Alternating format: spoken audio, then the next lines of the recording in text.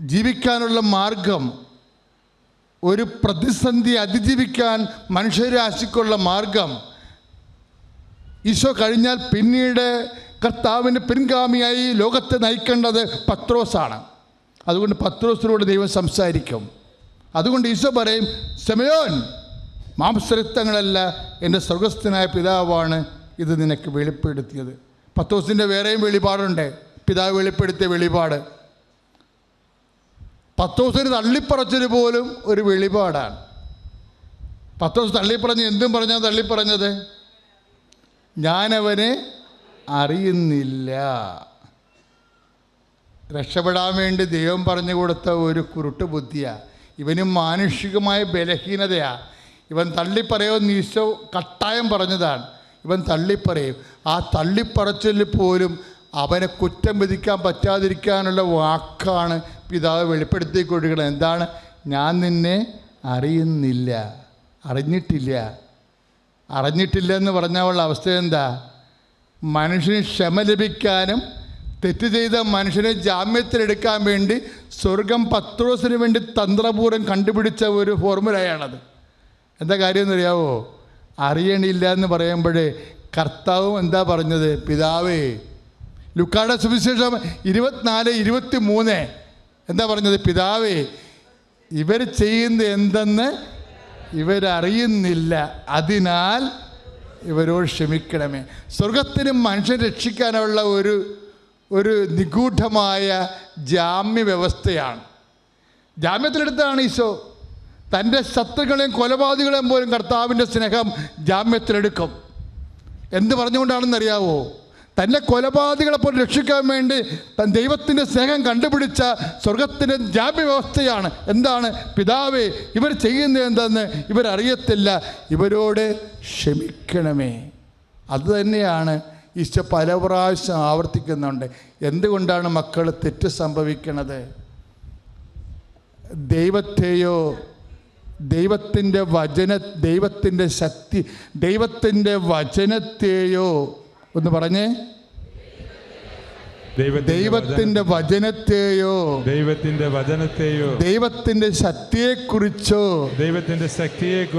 അറിയാത്തത് കൊണ്ടാണ് അവർക്ക് തെറ്റ് സംഭവിച്ചത്. ലൂക്ക 22:29 തിരുവചനങ്ങള്. അവിടെ എന്താ സംഭവിക്കണത്? തെറ്റ് സംഭവിക്കണത് എന്തുകൊണ്ടാണെന്നാണ് പറയണത്? അറിയാത്തത് കൊണ്ടാണെന്ന്. യോഹന്നാൻ്റെ 16:3 ഈശോ വീണ്ടും ആവർത്തിക്കും, അവർക്ക് എന്നെ അറിയില്ല, പിതാവിനെ അറിയില്ല, അതുകൊണ്ടാണ് അവർക്ക് തെറ്റ് സംഭവിച്ചതെന്ന്. യോഹന്നാൻ 16:3 അവർക്ക് പിതാവിനെ അറിയില്ല, എന്നെയും അറിയില്ല, അതുകൊണ്ടാണ് തെറ്റ് സംഭവിച്ചത്. അറിയാതെയാണ് ചെയ്തതെങ്കിൽ അല്പമേ പ്രഹരമേൽക്കത്തുള്ളൂ എന്നൊരു വചനമുണ്ട്.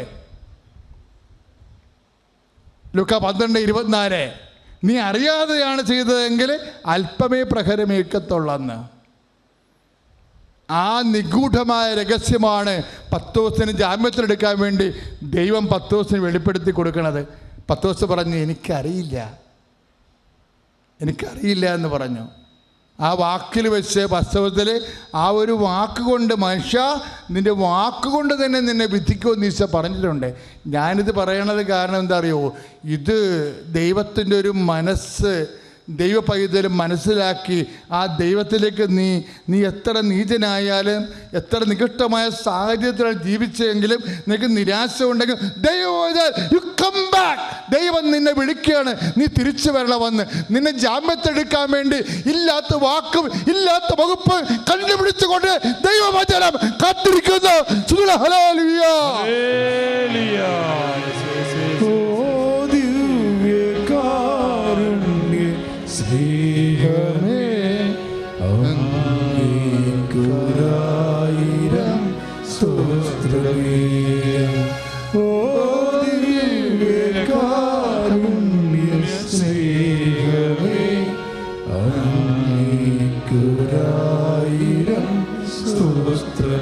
പരിശുദ്ധ പരമദിവ്യകാരുണ്യത്തിന് ആരാധനയും സ്തുതിയും പുകഴ്ചയും ഉണ്ടായിരിക്കട്ടെ. ശമയോൻ, മാംസരക്തങ്ങളല്ല, എൻ്റെ സ്വർഗസ്ഥനായ പിതാവാണ് ഇത് നിനക്ക് വെളിപ്പെടുത്തിയത്.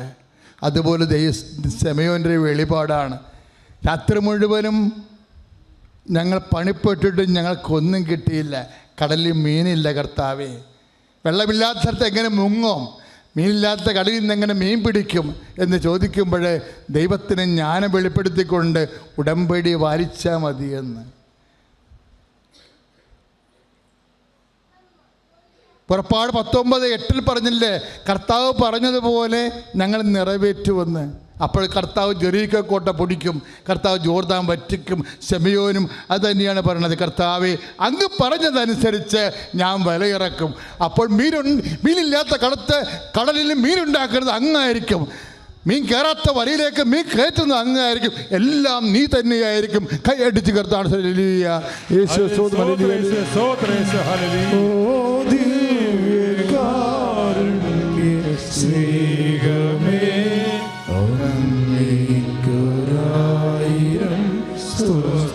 സ്വരത്തിൽ എല്ലാവരും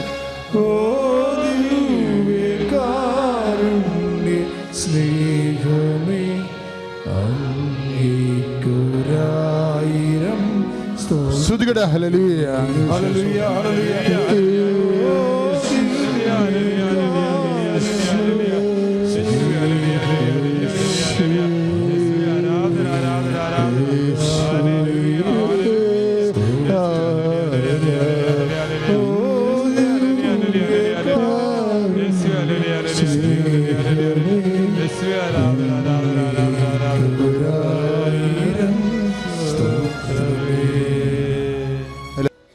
പ്രിയമുള്ളവരെ, ഉടമ്പടി ചെയ്തവർക്കും ഉടമ്പടി ചെയ്യാനിരിക്കുന്നവർക്കും വേണ്ടിയാണ് ആരാധന. അച്ഛൻ പ്രാർത്ഥിക്കുമ്പോൾ കിഡ്നി രോഗികൾ, ഉദര രോഗികൾ,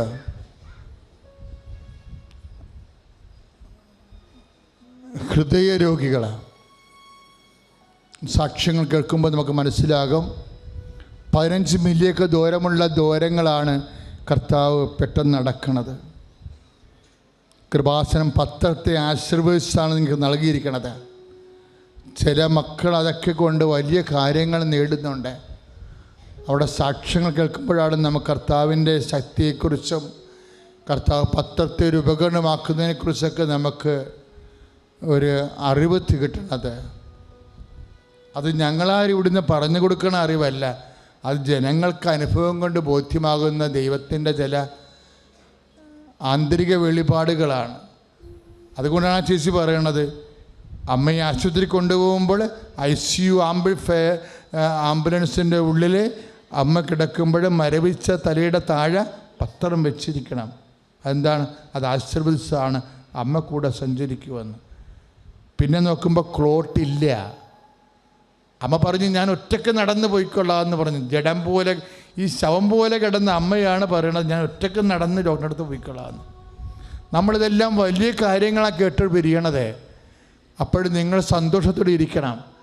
നിങ്ങൾ അവൻ പറഞ്ഞതുപോലെ ചെയ്യണം. ഒന്ന് പറഞ്ഞേ, കർത്താവേ ഉടമ്പടി വചനമനുസരിച്ച് നിന്റെ വാഗ്ദാനം പ്രാപിക്കാൻ പരിശുദ്ധ അമ്മയെപ്പോലെ വിശുദ്ധ പത്രോസ് പറഞ്ഞതുപോലെ നീ പറഞ്ഞതുപോലെ ചെയ്തു കൊള്ളാവുന്ന ഞങ്ങളുടെ വാഗ്ദാനം ഞങ്ങൾ നവീകരിക്കുന്നു. ശ്രുതികട ഹല്ലേലൂയ.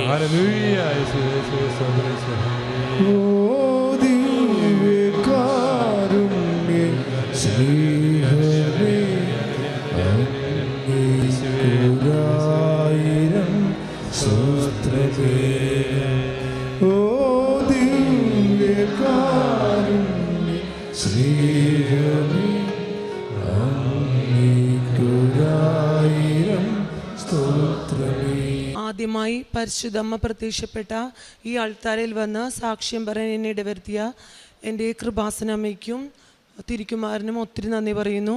അമ്മയുടെ പ്രതിഷേധത്തിൻ്റെ സാക്ഷിയായി എന്നെയും എൻ്റെ കുടുംബത്തെയും ഉയർത്തിയതിനോർത്ത് ഞാൻ നന്ദി പറയുന്നു. എൻ്റെ പേര് ജീനി ലിക്സൺ. ഞാൻ മുണ്ടമ്പിൽ നിന്നാണ് വരുന്നത്. 2022 ജൂൺ 12 തീയതിയാണ് ഞാൻ കൃപാസനത്തിൽ വന്ന് ഉടമ്പടി എടുക്കുന്നത്. എൻ്റെ ഹസ്ബൻഡ് ഖത്തറിലാണ് വർക്ക് ചെയ്യുന്നത്. എനിക്ക് 2 ആൺകുട്ടികളാണ് ഉള്ളത്. മൂത്ത മകൻ റയാൻ, ഇളയ കുട്ടി നദാൻ. റയാൻ 8ാം ക്ലാസ്സിലാണ് പഠിക്കുന്നത്. റയാന് വേണ്ടിയാണ് ഞാൻ കൃപാസനത്തിൽ വരികയും ഉടമ്പടി എടുക്കുകയും ചെയ്യുന്നത്. ചെറുപ്പകാലം മുതലേ ഞാൻ പരിശുദ്ധമ്മയെ ഏറെ സ്നേഹിച്ചിരുന്ന ഒരു കുട്ടിയായിരുന്നു. അമ്മേനോട് ഞാൻ റയാനെ സമ്മാനമായി ചോദിച്ച് വാങ്ങിച്ച ഒരു കുട്ടിയായിരുന്നു റയാൻ. അമ്മയുടെ കയ്യിലിരിക്കുന്ന ഉണ്ണീഷിനെ പോലത്തെ ഒരു കുഞ്ഞിനെ വേണമെന്ന് ചോദിച്ച് എനിക്ക് അമ്മ നൽകിയ കുഞ്ഞായിരുന്നു റയാൻ. അങ്ങനെ ഞാൻ അവനെ ഒക്ടോബറിലായിരുന്നു റയാൻ്റെ ജനനം. അപ്പോൾ അമ്മയുടെ മാസമായതുകൊണ്ട് തന്നെ അമ്മ നൽകിയ കുഞ്ഞാണെന്നും പറഞ്ഞ് ഞാൻ പറഞ്ഞു നടന്നിരുന്നു. അങ്ങനെ റയാൻ്റെ വളർച്ചയുടെ ഘട്ടങ്ങളിൽ ആദ്യമൊന്നും റയാനൊരു മാറ്റം എനിക്ക് തോന്നിയില്ല. സാധാരണ കുട്ടികളെ പോലെ തന്നെയൊന്നും റയാൻ. ഒരു 3 വയസ്സായിരുന്നപ്പോൾ അവൻ്റെ സംഭാഷണത്തിൽ ക്ലാരിറ്റി കുറവ് അനുഭവപ്പെട്ടു. പക്ഷേ റയാൻ നന്നായി പഠിക്കുന്നുണ്ടായിരുന്നു. അവൻ LKG UKG സമയത്ത് റയാനായിരുന്നു ക്ലാസ്സിലെ ഹയസ്റ്റ്. അപ്പോൾ അതുകൊണ്ട് എനിക്ക് ഇതൊന്നും അത്രയ്ക്ക് വലിയ കുഴപ്പമായിട്ട് തോന്നിയില്ല. കൊച്ചിൻ്റെ പുറത്ത് പോയി കഴിയുമ്പോൾ മറ്റുള്ളവർ പറയാൻ തുടങ്ങി, കുഞ്ഞ് സംസാരിക്കുന്നതിൽ സ്പീഡുണ്ട്, ക്ലാരിറ്റി കുറവുണ്ടെന്ന് പറയാൻ തുടങ്ങി. പിന്നെ ഞാൻ സ്പീച്ച് തെറാപ്പിസ്റ്റിനെ കാണിച്ചു. അദ്ദേഹം പരിശോധിച്ച ശേഷം പറഞ്ഞു കൊച്ചിന് നാവിൽ കെട്ടൊന്നുമില്ല, കുഴപ്പമൊന്നുമില്ലെന്ന് പറഞ്ഞു വിട്ടു. അതിനുശേഷം കോവിഡ് കാലഘട്ടമായിരുന്നു. എല്ലാവരും വീട്ടിലായിരുന്ന പോലെ റയാൻ കൂടുതലും വീട്ടിൽ തന്നെ അവൻ സയൻസ് എന്ന വിഷയത്തോട് റയാൻ കൂടുതൽ താല്പര്യം കാണിച്ചു. അപ്പോൾ അതിൽ അവൻ കൂടുതൽ പഠിക്കാൻ തുടങ്ങി. അതിൻ്റെ കൂടെ ആസ്ട്രോണമി ആ സബ്ജക്റ്റുണ്ടൊക്കെ അതിന് ഭയങ്കര താല്പര്യമായിരുന്നു. പക്ഷെ അതിൻ്റെ കൂടെ അതുകൊണ്ട് എനിക്ക് ഇവന് പല കുറവുകളുള്ളതും ഞാൻ തിരിച്ചറിഞ്ഞില്ല. അവൻ മറ്റുള്ളവരുടെ പുറത്തിറങ്ങി അവൻ കളിക്കാൻ, അവൻ്റെ പ്രായത്തിലെ കുട്ടികൾ കൂടി കളിക്കാൻ അവൻ ബുദ്ധിമുട്ട് അനുഭവപ്പെടുന്നുണ്ടായിരുന്നു. പിന്നെ ഈ സ്പീച്ചിലുള്ളത് അവൻ്റെ കൂടെ ഉണ്ടായിരുന്നു. അങ്ങനെ കോവിഡ് കാലഘട്ടം കഴിഞ്ഞു 5ാം ക്ലാസ്സിൽ പഠിക്കുന്ന സമയത്ത് ഇവൻ്റെ ക്ലാസ് ടീച്ചർ സിംപ്ലി സിസ്റ്ററാണ് എന്നോട് പറഞ്ഞത്, മോനെ നമുക്കൊന്ന് IQ ടെസ്റ്റ് ചെയ്യാൻ വേണ്ടി DIC സെൻറ്ററിൽ കാണിക്കാമെന്ന്. അങ്ങനെ ഞാൻ അവിടെ ചെന്നു.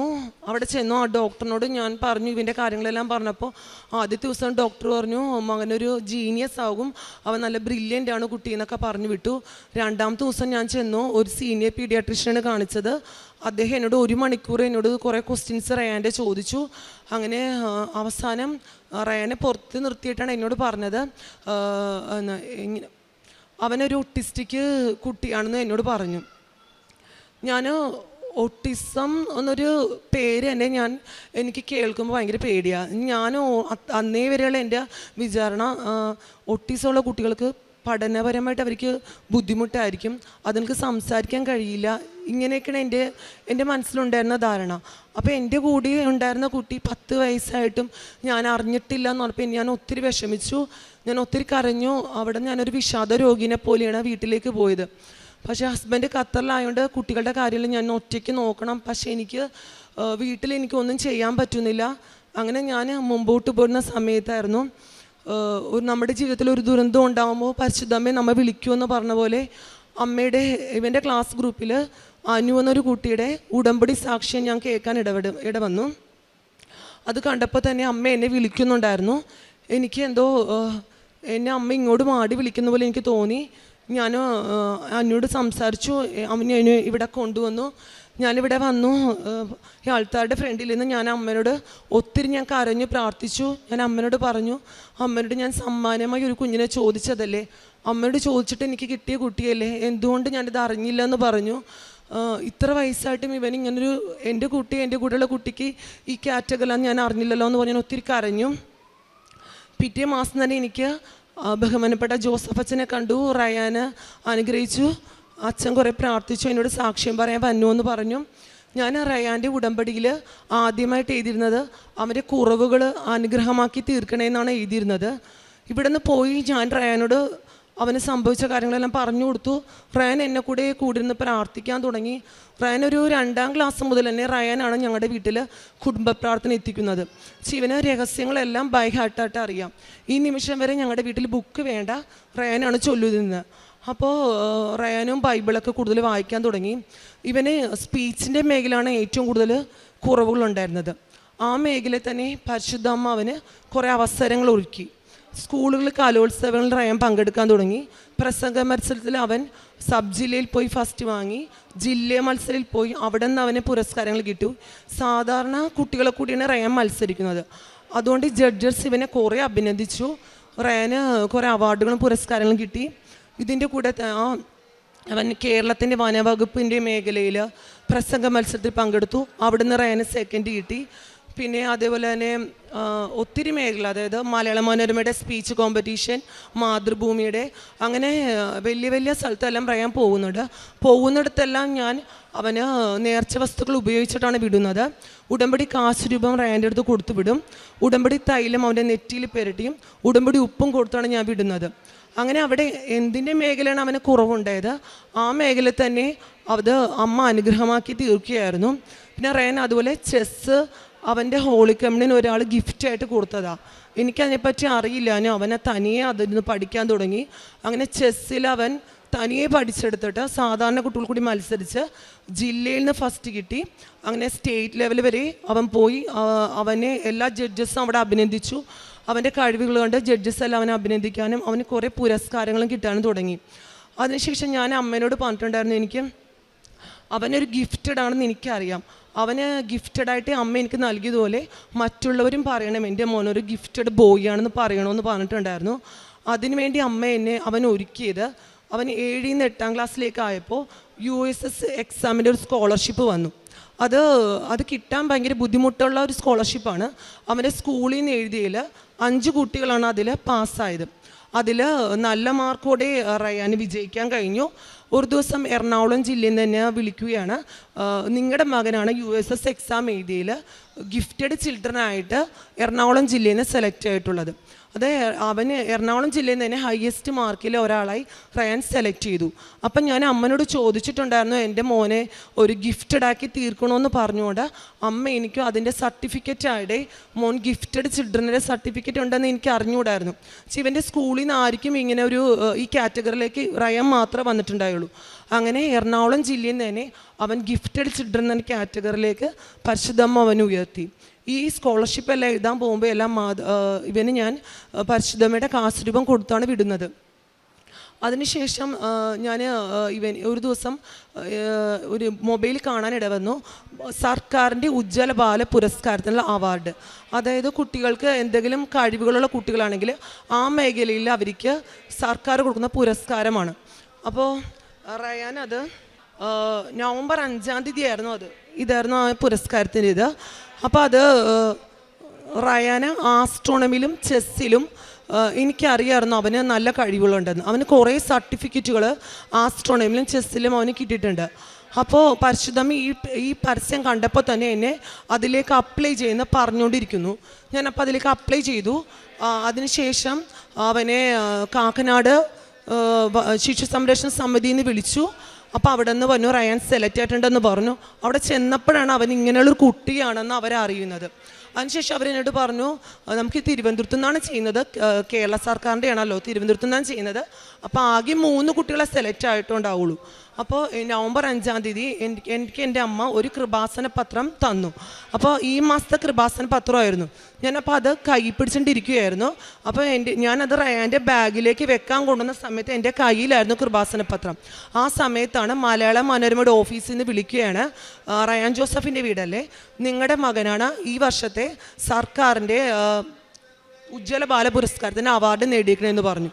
ഇത് പറയുന്ന സമയത്ത് പരിശുദ്ധമ്മ എന്നോട് പറയുകയാണ്, അമ്മയോട് ഞാൻ പറഞ്ഞിട്ടുണ്ടായിരുന്നല്ലോ എൻ്റെ മോൻ്റെ കഴിവുകൾ മറ്റുള്ളവർ അറിയണ ഒരു ദിവസം വരണമെന്ന്, അത് എനിക്ക് അമ്മ നൽകിയെന്ന് പറഞ്ഞ് അമ്മ എന്നോട് പറയുന്നുണ്ടായിരുന്നു. അതേപോലെ ഞാൻ ഇതിലേക്ക് ഈ പുരസ്കാരത്തിനുള്ള സർട്ടിഫിക്കറ്റ് എല്ലാം ശരിയാക്കുന്ന സമയത്ത് ഞാനതിൽ വെഞ്ചരിച്ച ഉപ്പും ഉടമ്പടി തൈലും ആ പെൻ ഡ്രൈവിലും ആക്കിയാണ് റയാൻ്റെ വീഡിയോസ് എല്ലാം അതിലേക്ക് അയച്ചു കൊടുത്തിരുന്നത്. അപ്പോൾ അത്രത്തോളം എൻ്റെ മകനെ ദൈവം ഉയർത്തി.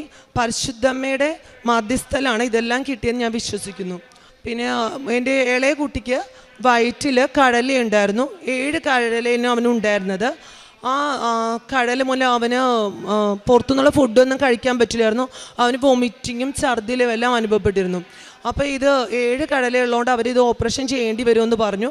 ഞാൻ പരിശുദ്ധമ്മയുടെ വെഞ്ചരിച്ച വസ്തുക്കളെല്ലാം അവന് ഉപയോഗിച്ചു. കുഞ്ഞ് ഉടമ്പടി തൈലവും ഉടമ്പടി ഉപ്പും കുഞ്ഞും കഴിക്കുമായിരുന്നു. അങ്ങനെ അവനത് പൂർണ്ണ സൗഖ്യം കിട്ടി. ഇപ്പോൾ 1 കൊല്ലത്തോളമായി അവന് ഈ വോമിറ്റിങ് ഛർദിലൊന്നുമില്ല, എല്ലാ ഭക്ഷണവും കഴിക്കാം. അപ്പോൾ ഡോക്ടർ സ്കാൻ ചെയ്തപ്പോൾ എല്ലാം മാറി, അവന് 1 കടല പോലും ഇല്ലെന്ന് പറഞ്ഞു. ഇത്രയുമാണ് എനിക്ക് പരിശുദ്ധമ്മോടി തന്ന അനുഗ്രഹങ്ങൾ. ഞാൻ ചെയ്തിരുന്ന കാരുണ്യ പ്രവർത്തികൾ ക്യാൻസർ രോഗികളെയും കിഡ്നി പേഷ്യൻറ്റിനെ എല്ലാം കാണുമ്പോൾ പോകുമ്പോൾ ഞാൻ ഉടമ്പടി തൈലവും ഉടമ്പടി ഉപ്പും അവർക്ക് കൊടുക്കുമായിരുന്നു. പിന്നീട് ഞാനൊരു വചനം എന്നൊരു ഗ്രൂപ്പ് ഞാൻ എൻ്റെ ഫ്രണ്ട്സിനോടെല്ലാം പറഞ്ഞ് ഞാൻ തയ്യാറാക്കി. അതിൽ 22 പേരുണ്ട്. ഞങ്ങളെല്ലാ മാസവും എല്ലാവരും കഴിയുന്ന പൈസകൾ കളക്ട് ചെയ്തിട്ട് ക്യാൻസർ പേഷ്യൻ്റ്, കിഡ്നി അസുഖമുള്ളവർ, അങ്ങനെ എല്ലാ രോഗികളെ പോയി കാണുകയും അവർക്ക് വേണ്ട സഹായമെല്ലാം ചെയ്തു കൊടുക്കും. പിന്നെ ഭർത്താക്കന്മാർ മരിച്ചിട്ടുള്ള സ്ത്രീകൾ, അതുപോലെ പഠിക്കാൻ പഠനോപകരണങ്ങൾ കുട്ടികൾക്ക് സഹായം ചെയ്തു കൊടുക്കും. പിന്നെ ഞാൻ പൊതിച്ചോറ് വിതരണം ഞാൻ ചെയ്യാറുണ്ട്. പിന്നെ ഞാൻ ഈ പത്രം കൊടുക്കുമ്പോൾ എൻ്റെ അനുഭവം പറഞ്ഞാണ് ഞാൻ കൊടുക്കുന്നത്. അപ്പം ഞാൻ കാശ് രൂപവും അവർക്ക് ഉടമ്പടി ഉപ്പും കൊടുത്ത് എൻ്റെ സാക്ഷ്യം ഞാൻ അവർക്ക് വിവരിച്ചുകൊണ്ടാണ് ഞാൻ കൊടുക്കുന്നത്. അതുപോലെ ഞാൻ ഇവിടെ നിന്ന് ഉടമ്പടി എടുത്ത അന്ന് മുതൽ എൻ്റെ വാട്സപ്പ് പ്രൊഫൈൽ പിക്ചർ പരിശുദ്ധ അമ്മയുടെയാണ് ഇട്ടേക്കുന്നത്. ഞാനിവിടെ നിന്ന് കാണിക്കുന്ന ഡെയിലി ബ്രെഡ്, അതേപോലെ തന്നെ ഉടമ്പടി ധ്യാനം എല്ലാം ഞാൻ അന്നന്ന് സ്റ്റാറ്റസ് ഇടും. അതെല്ലാം ഞാൻ ഷെയർ ചെയ്ത് കൊടുക്കും. എനിക്ക് പരിചയമുള്ള എല്ലാവരെയും, എനിക്ക് എൻ്റെ കുടുംബത്തിന് അമ്മ ചെയ്തിട്ടുള്ള അനുഗ്രഹങ്ങളെല്ലാം പറഞ്ഞാണ് ഞാൻ എൻ്റെ കുട്ടികളുമായിട്ട് മുന്നോട്ട് പോകുന്നത്. ഇത്ര അനുഗ്രഹങ്ങൾ എൻ്റെ ഈശോയിൽ നിന്ന് എനിക്ക് വാങ്ങിച്ചു തന്ന പരിശുദ്ധ അമ്മയ്ക്കും തിരിക്കുവാനും ഒത്തിരി നന്ദി പറഞ്ഞോളൂ. അമ്മയുടെ പ്രതീക്ഷണത്തിലെ സാക്ഷികളായി ഞങ്ങളെ ഉയർത്തിയതിന് നന്ദി പറയുന്നു. എൻ്റെ പേര് രേഷ്മ, ഇതെൻ്റെ അമ്മ. ഞങ്ങൾ ആലപ്പുഴയിൽ നിന്ന് വരുന്നു. ഞാൻ ആദ്യമായി ഉടമ്പടി എടുത്തത് 2023 മാർച്ച് 7-ാം തീയതിയാണ്. ഞാൻ ഈ പുണ്യഭൂമിയിൽ ആദ്യമായിട്ട് വന്നപ്പോൾ എനിക്കുണ്ടായ ഒരു അനുഭവമാണ് ഞാനിവിടെ ആദ്യം പറയുന്നത്. 17 വർഷമായിട്ട് എൻ്റെ കാലിൻ്റെ അടിഭാഗം വിണ്ടുകീറി പൊട്ടുമായിരുന്നു. എനിക്ക് തുള്ളി പോലും നടക്കാൻ പറ്റത്തില്ലായിരുന്നു. ഞാൻ ഒരുപാട് ഡോക്ടേഴ്സിനെ കാണിച്ചതാണ്. പിന്നെ ഞാൻ തന്നെ കാല് ഉപേക്ഷിച്ചെന്ന് വേണേൽ പറയാം. ഞാനതങ്ങ് പിന്നെ നോക്കിയിട്ടില്ല. ഒരുപാട് മരുന്ന് കഴിച്ചു. ആ സമയത്തൊരു വേദനയ്ക്കൊരു മാറ്റം ഉണ്ടെന്നല്ലാതെ എനിക്കത് പൂർണ്ണമായി മാറിയിട്ടില്ലായിരുന്നു. പക്ഷെ ഞാനിവിടെ കാലുകുത്തി 2023 ആ വർഷം തൊട്ട് ഈ നവംബർ 2025 വരെ എനിക്ക് പിന്നെ കാല് ഇതുവരെ പൊട്ടിയിട്ടില്ല. മാതാവ് ഏറ്റവും വലിയൊരു അനുഗ്രഹമാണ് എനിക്ക് തന്നത്. വിണ്ടുകീറി മൊത്തം കാലിൻ്റെ അടിഭാഗം പൂർണ്ണമായി പൊട്ടുമായിരുന്നു. ചില സമയത്ത് അത് മേളിലോട്ട് കാൽപാദം വരെ വരാറുണ്ടായിരുന്നു. പക്ഷെ അത് മാതാവ് പൂർണ്ണമായി മാറ്റിത്തന്നു. അതെനിക്ക് 17 വർഷമായിട്ട് പൊട്ടുന്നതായിരുന്നു. പരിശുദ്ധ അമ്മ ഏറ്റവും വലിയ അനുഗ്രഹമാണ് എനിക്ക് തന്നത്. രണ്ടാമത്തെ എൻ്റെ സാക്ഷ്യം, 7 വർഷമായിട്ട് ഞങ്ങളുടെ വീടിൻ്റെ പണി പൂർത്തീകരിക്കാൻ സാധിക്കാതെ സാമ്പത്തികമായി ഞങ്ങൾ ഒരുപാട് വിഷമിക്കുന്നുണ്ടായിരുന്നു. പൈസ സ്വരുക്കൂട്ടി തുടങ്ങിയാലും പക്ഷേ അതെങ്ങും എത്തുന്നില്ലായിരുന്നു. അങ്ങനെ അമ്മയുടെ ഉടമ്പടിയിൽ നിയോഗം വെച്ച് പ്രാർത്ഥിച്ച് ഓരോ മുറിയിലും ഞങ്ങൾ കൊന്ത ചൊല്ലി പ്രാർത്ഥിക്കുകയും ഉടമ്പടി വസ്തുക്കൾ ഉപ്പും ഉടമ്പടി തൈലം വെച്ച് കുരിശ് വരയ്ക്കുകയൊക്കെ ചെയ്തതിൻ്റെ ഫലമായി കറക്റ്റ് ഒരു വർഷം, പിറ്റേ വർഷം 2024 മാർച്ചിൽ ഞങ്ങൾക്ക് വീടിൻ്റെ പണി പൂർത്തീകരിച്ച് വീട് വെഞ്ചരിച്ച് വീട് വാസയോഗ്യമാക്കി തന്നു പരിശുദ്ധ അമ്മ. അതിനമ്മയ്ക്ക് കോടാനുകോടി നന്ദി പറയുന്നു. അടുത്ത എൻ്റെ സാക്ഷ്യം, ഡ്രൈവിംഗ് ലൈസൻസ് എടുത്തതാണ്. എനിക്ക് വണ്ടി ഓടിക്കാൻ പേടിയായിരുന്നു. എതിരെ വണ്ടി വരുമ്പോൾ ഞാൻ കണ്ണടച്ച് കളയുന്നതാണ് പതിവ്. എനിക്ക് വണ്ടി വരുമ്പോൾ പേടിയാണ്. പക്ഷേ പരിശുദ്ധ അമ്മയുടെ സഹായത്താൽ എനിക്ക് ആദ്യത്തെ അറ്റംപ്റ്റിൽ തന്നെ ഡ്രൈവിംഗ് ലൈസൻസ് എടുക്കാൻ സാധിച്ചു. അതിനും അമ്മയുടെ ഉടമ്പടി വസ്തുക്കൾ ഞാൻ കൊണ്ടുപോയിരുന്നു. അതുപയോഗിച്ച് പരിശുദ്ധ അമ്മ എന്നെ ആദ്യത്തെ അറ്റംപ്റ്റിൽ തന്നെ പാസ്സാക്കി തന്നു. അടുത്ത എൻ്റെ സാക്ഷ്യം, എൻ്റെ അമ്മയുടെ ബ്ലീഡിംഗ് ആണ്. പീരീഡ്സ് ടൈമിൽ നല്ല രീതിയിൽ ബ്ലീഡിംഗ് ഉണ്ടായിരുന്നു. അത് ഉടമ്പടി വസ്തുക്കൾ ഉപയോഗിക്കുകയും ലൈറ്റ് ക്യാൻ്റെ പ്രയർ റിക്വസ്റ്റ് പ്രാർത്ഥിക്കുകയും ഉടമ്പടി നിയോഗത്തിൽ വെച്ച് പ്രാർത്ഥിക്കുകയും ചെയ്തതിൻ്റെ ഫലമായി പിന്നീട് അമ്മയ്ക്ക് അങ്ങനെ ഒരു അവസ്ഥ ഉണ്ടായിട്ടില്ല. കറക്റ്റായിട്ട് ബ്ലീഡിങ്ങിൻ്റെത് അത് കറക്റ്റായിട്ട് തന്നെ പോകുന്നുണ്ട്. അല്ലാതെ ഓവർ ബ്ലീഡിംഗ് ഒന്നുമില്ല. അതുപോലെ തന്നെ അമ്മയുടെ ഉപ്പൂറ്റി വേദന, കാല് നിലത്ത് കുത്താൻ പറ്റാതെ അമ്മയുടെ വേദനയ്ക്ക് പരിശുദ്ധ അമ്മയുടെ ഉപ്പിട്ട് വെള്ളം കാലിൽ വെച്ച് പ്രാർത്ഥിക്കുകയും അതോടെ അമ്മയുടെ ഉപ്പൂറ്റി വേദന പൂർണ്ണമായി മാറിക്കിട്ടി. പിന്നെ അടുത്തത് എൻ്റെ കല്യാണമാണ്. അതും പരിശുദ്ധ അമ്മയുടെ സഹായത്താൽ അമ്മ കൂടെ നിന്ന് കാനായിലെ കല്യാണം പോലെ എല്ലാ കാര്യങ്ങളും സാമ്പത്തികമായിക്കോട്ടെ എന്തും ആയിക്കോട്ടെ അത് പരിശുദ്ധ അമ്മ സാധിച്ചു തന്നു, അനുഗ്രഹിച്ചു. ഞങ്ങൾ കല്യാണം കഴിഞ്ഞിട്ട് പിറ്റേ ദിവസം തന്നെ ഞാനും ഹസ്ബൻഡും കൂടി ഇവിടെ വന്ന് അമ്മയ്ക്ക് നന്ദി പറയും. അന്നത്തെ ദിവസത്തെ കുർബാന ഇവിടെ നിന്ന് കൂടുകയും ചെയ്ത് അമ്മയ്ക്ക് നന്ദി പറഞ്ഞ് ഇവിടുന്ന് പോയി. അതിനും അമ്മയ്ക്ക് കോടാനുകോടി നന്ദി പറയുന്നു. അടുത്തത് കല്യാണത്തിന് വേണ്ടി ലോണിന് അപേക്ഷിച്ചതായിരുന്നു. അതും പരിശുദ്ധ അമ്മയുടെ സഹായത്താൽ ഞങ്ങൾ അവിടെ ഓരോ സമയത്ത് ചെല്ലുമ്പോഴും ഉപ്പിട്ട് പ്രാർത്ഥിക്കുകയും ആ മാഡത്തിൻ്റെ മുമ്പിൽ മാഡം കാണാതെ ആരും ചവിട്ടാത്ത സ്ഥലത്ത് ഞങ്ങൾ ഉപ്പിട്ട് പ്രാർത്ഥിക്കുകയും ആദ്യം തരത്തില്ലെന്ന് പറഞ്ഞ ലോണാണ്. ഞങ്ങളുടെ വീട് കുറച്ച് ഉള്ളിലാണ്, പടിഞ്ഞാറ് സൈഡായത് കാരണം കുറച്ച് ഉള്ളിലുമാണ്. മാഡം വന്ന് നോക്കിയിട്ട് അവർ തരത്തില്ല എന്ന് പറഞ്ഞ ലോണാണ്. പക്ഷേ അമ്മയുടെ സഹായത്തിൽ ഞങ്ങൾ ഓരോ തവണ പോകുമ്പോഴും വിശ്വാസ പ്രമാണം ചൊല്ലി ഉപ്പ് പ്രയോഗിച്ചതിൻ്റെ ഫലമായിട്ട് ആ ലോൺ ഞങ്ങൾക്ക് അവർ തരികയും എത്രയും പെട്ടെന്ന് തന്നെ ആ ലോൺ പാസ്സാക്കി തരികയും ചെയ്തു. അതിനും പരിശുദ്ധ അമ്മയ്ക്ക് കോടാനുകോടി നന്ദി പറയുന്നു. ഇനിയും ഒരുപാട് സാക്ഷിയുണ്ട്, പക്ഷേ കൂടെ ആളില്ലാത്തതുകൊണ്ട് ഇവിടുന്ന് പറയണ്ടെന്ന് പറഞ്ഞു. ഇത്രയും അനുഗ്രഹം തന്ന പരിശുദ്ധ അമ്മയ്ക്ക് കോടാനുകോടി നന്ദി പറയുന്നു. പിന്നെ എൻ്റെ പ്രേക്ഷിത പ്രവർത്തനം എന്ന് പറയുമ്പോൾ ഞാൻ ഇവിടെ എല്ലാ മാസവും വന്ന് 8 പത്രം വാങ്ങിക്കുകയും വണ്ടാനം മെഡിക്കൽ ഹോസ്പിറ്റലിൽ കൊണ്ടു കൊടുക്കുകയും അതുപോലെ ഓട്ടോ ചേട്ടന്മാർക്ക് ഓരോ വീട് ഞങ്ങൾക്ക് അറിയാൻ വയ്യാത്ത സ്ഥലത്തിലാണെങ്കിലും ഞാനും അമ്മയും കൂടി കയറി നടന്ന് ഞങ്ങളുടെ അനുഭവം പറഞ്ഞ് പത്രം കൊടുക്കുകയും ചെയ്തിട്ടുണ്ട്. പിന്നെ കാരുണ്യ പ്രവൃത്തികളെന്ന് പറയുമ്പോൾ അനാഥാലയത്തിൽ പോയി അവരെ സന്ദർശിക്കുകയും ഇവിടുന്ന് നേർച്ച വസ്തുക്കൾ വാങ്ങിച്ച് കാശ് രൂപം അതുമെല്ലാം വാങ്ങിച്ച് അവർക്ക് കൊണ്ട് കൊടുക്കുകയും ഒരു നേരത്തെ ഫുഡിനുള്ള പൈസ അവർക്ക് കൊടുക്കുകയും ചെയ്തിട്ടുണ്ട്. പിന്നെ ഞങ്ങളാൽ കഴിയുന്ന വിധത്തിൽ പാവപ്പെട്ടവർക്ക് സാമ്പത്തിക സഹായം കൊടുത്തിട്ടുണ്ട്. എൻ്റെ സ്വഭാവത്തിൽ വന്ന മാറ്റം, പെട്ടെന്ന് ദേഷ്യം വരുന്ന ഒരു ആളാണ് ഞാൻ. പക്ഷെ അതിൽ നിന്നൊക്കെ ഒരുപാട് വ്യത്യാസമായി മാറിയിട്ടുണ്ട്. പിന്നെ എല്ലാ ദിവസവും പള്ളിയിൽ പോകുവാനും കുടുംബ പ്രാർത്ഥന കൂടുവാനും കുമ്പസാരിക്കാനും എല്ലാത്തിനുമുള്ള അനുഗ്രഹം പരിശുദ്ധ അമ്മ തന്നിട്ടുണ്ട്. ഈ സാക്ഷ്യം ഞാൻ പരിശുദ്ധ അമ്മയ്ക്ക് തിരുക്കുമാരനും സമർപ്പിക്കുന്നു.